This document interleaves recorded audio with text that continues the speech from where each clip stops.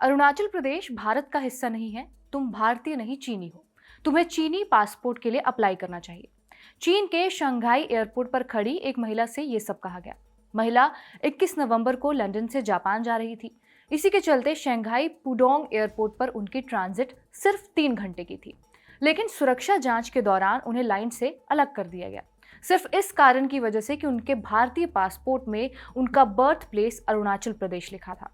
चीन का दावा है कि अरुणाचल उसका हिस्सा है और इसलिए पासपोर्ट को इनवैलिड बताया गया। कौन है ये महिला?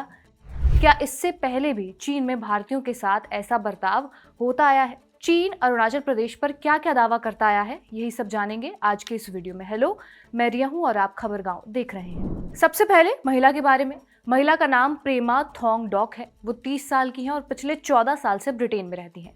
वो एक फाइनेंशियल एडवाइजर हैं और अरुणाचल प्रदेश के वेस्ट कामेंग जिले के रूपा कस्बे की रहने वाली हैं। उनके परिवार के लोग आज भी वही रहते हैं।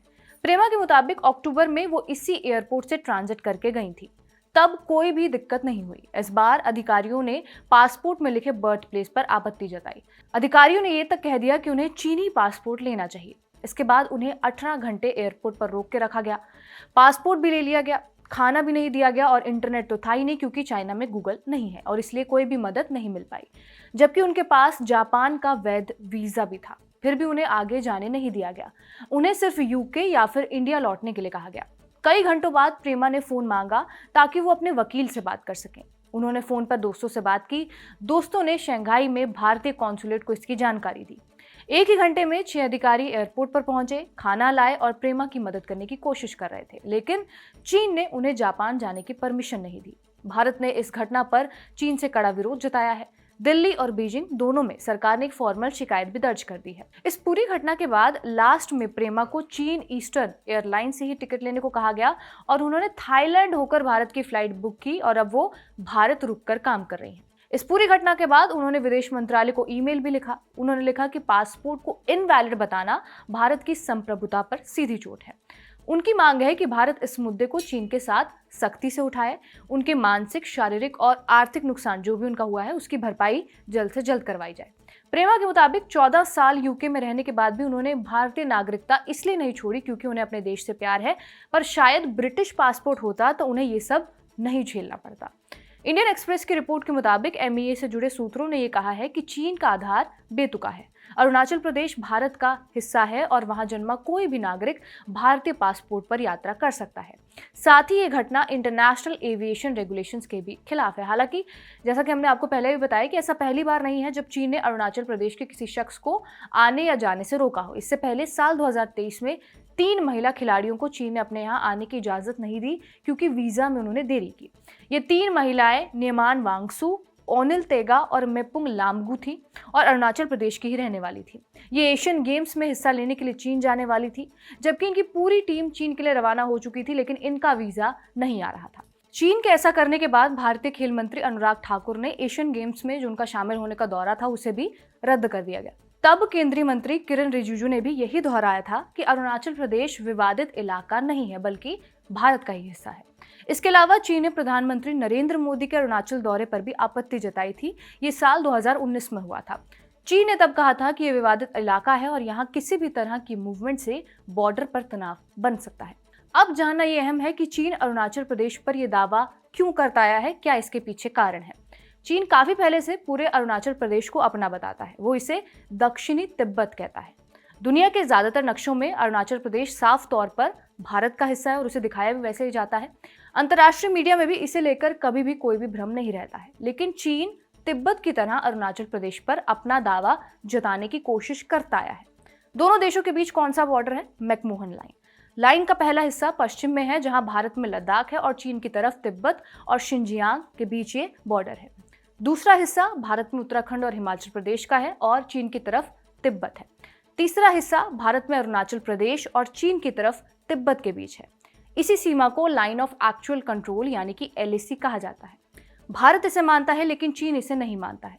भारत का कहना है कि बॉर्डर 3488 किलोमीटर लंबा है, पर चीन ये कहता है कि 2000 किलोमीटर से थोड़ा ज्यादा है। चीन का दावा यह भी है कि तिब्बत का बड़ा हिस्सा भारत के कब्जे में है। 1950 के दशक के अंत में जब चीन ने तिब्बत पर कंट्रोल जमाया तो उसने अक्साई चीन नाम के लगभग 38,000 वर्ग किलोमीटर इलाके पर भी कब्जा कर लिया। ये इलाका लद्दाख से जुड़ा हुआ था। बाद में चीन ने यहाँ पर हाईवे 219 बनाया जो उसके शिनजियांग इलाके को जोड़ता है। भारत इसे भी गैर कानूनी कब्जा मानता है।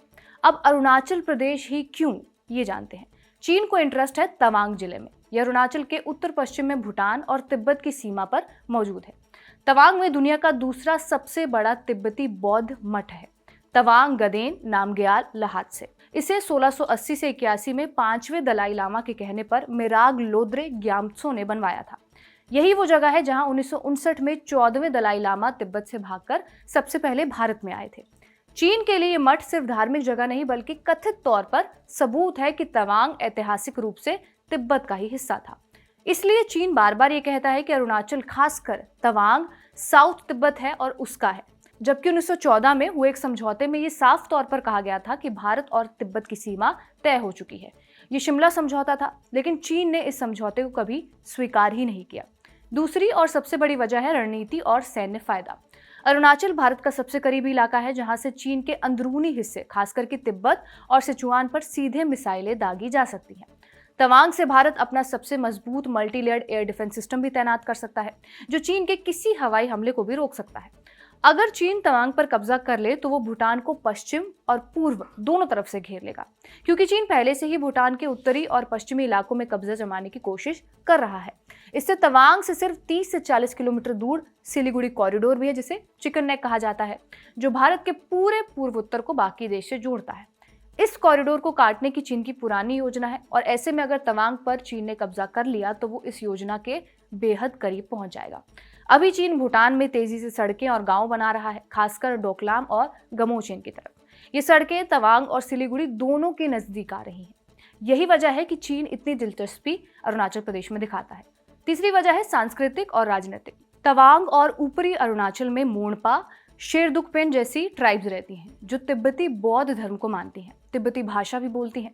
चीन को यह डर है कि अगर ये इलाके भारत के पास रहे तो ये तिब्बत में लोकतंत्र और आज़ादी के आंदोलन को ज़्यादा से ज़्यादा सपोर्ट कर सकते हैं। तवांग पर कब्जा करने से चीन तिब्बत के विद्रोह को हमेशा के लिए दबा देना चाहता है। यही सब कारणों की वजह से चीन अरुणाचल प्रदेश पर बार बार दावा करता आया है। यहाँ ये भी बात अहम है कि भारत की ओर से इसका बार बार विरोध किया जाता है, पर अब तक कोई कठोर एक्शन नहीं लिया गया है। आपका इस पूरी खबर के ऊपर क्या कुछ कहना है, हमें कमेंट करके जरूर बताएं। कैमरे के पीछे आयान, आप देखते रहिए खबर गाँव।